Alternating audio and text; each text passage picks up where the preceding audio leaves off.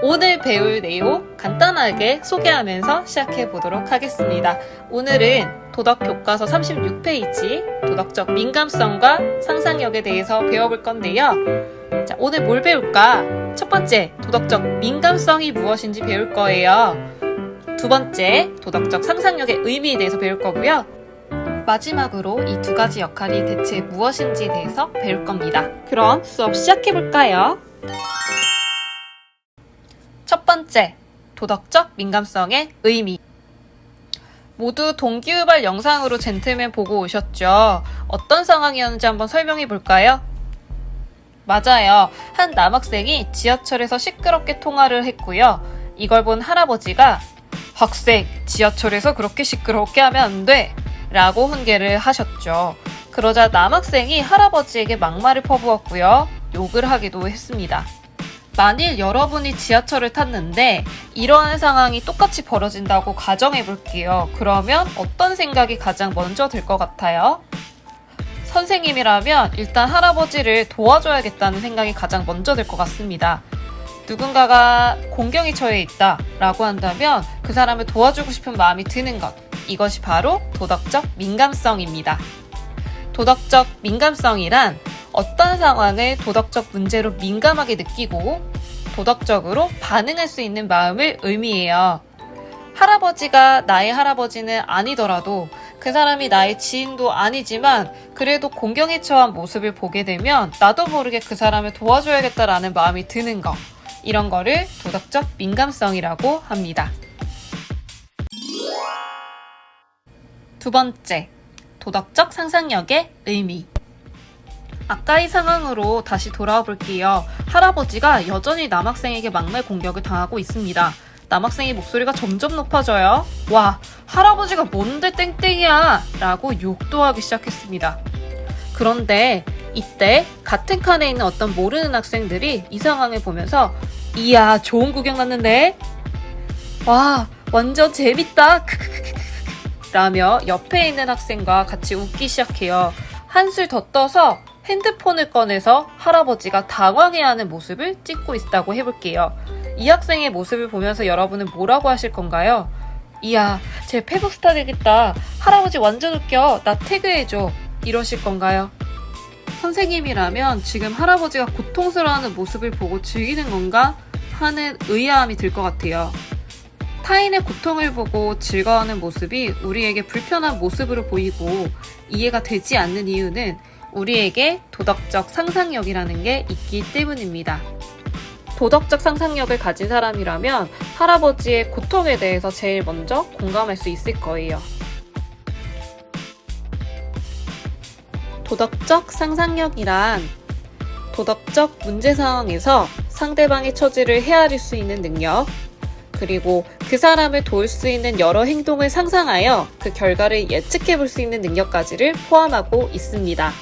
상상이란 생각상의 모양상자를 써서 실제로 경험하지 않은 현상이나 사물에 대하여 마음속으로 그려보는 걸 이야기하잖아요. 그러니까 우리는 할아버지가 아니지만 사람들이 다 보는 지하철에서 공개적으로 욕을 듣고 있는 게 얼마나 창피할까, 얼마나 당황스러울까를 충분히 미리 상상해서 짐작을 해볼 수 있다는 겁니다. 도덕적 상상력을 발휘할 수 있는 사람이라면 할아버지의 마음이 아프겠다는 생각이 가장 먼저 들 것이고요.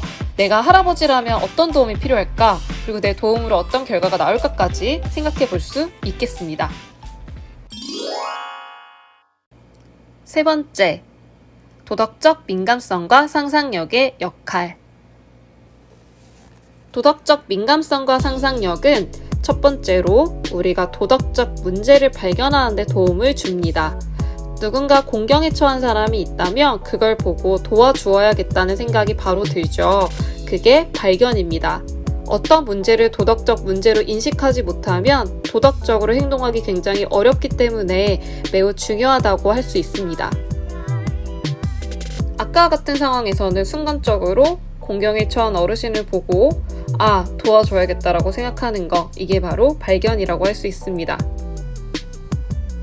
두 번째로는 공감 능력을 기르는 데 도움을 줍니다. 공감이란 다른 사람의 감정을 공유한다는 뜻으로 타인의 고통과 행복을 이해하는 능력을 의미합니다. 공감 능력이 없다면 상대방의 처지를 진심으로 이해할 수 없게 되어버려요. 그러면 당연히 내 입장만 생각을 하게 되겠죠? 비슷한 한자성어로 역지사지가 있습니다. 역지사지 다들 아시죠? 바꿀역, 땅지, 생각사, 갈지자를 써서 상대방의 입장에서 생각해보다 라는 뜻을 가지고 있습니다. 우리가 봤던 젠틀맨 영상에서 할아버지를 도와주었던 사람이 있었는데요. 이 청년이야말로 공감 능력이 매우 뛰어난 사람입니다. 내가 직접 할아버지와 같은 일을 경험한 것이 아닌데도 할아버지의 아픔에 공감하고 눈물을 흘렸으니까요. 마지막으로 세 번째 역할은 다양한 결과를 예측할 수 있게 해주는 거예요.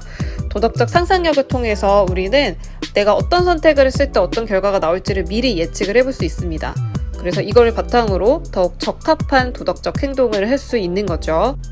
여기서 젠틀맨 영상에서 할아버지를 도왔던 청년의 행동이 매우 인상적인데요. 아마 이 청년도 머릿속으로는 여러 가지 상상을 해봤을 거예요. 당장 화가 나면 막말하는 학생과 싸울 수도 있었어요.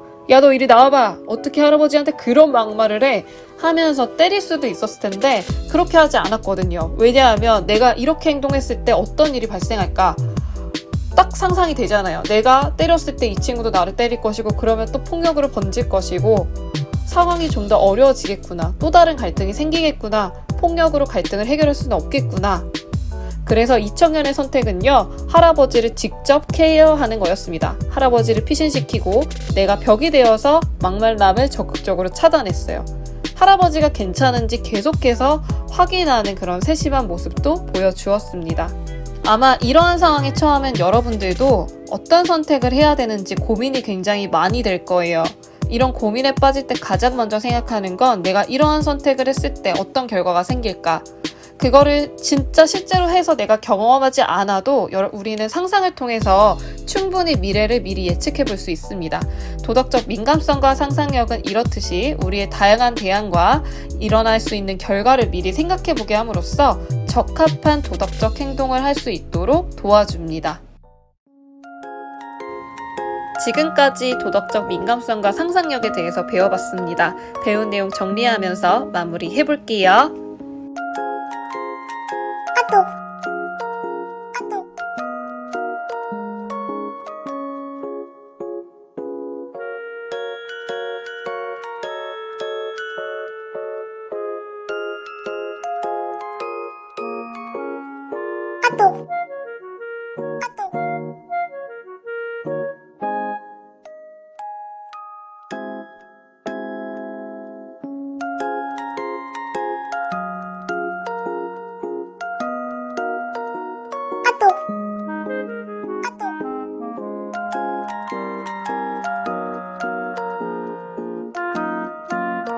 또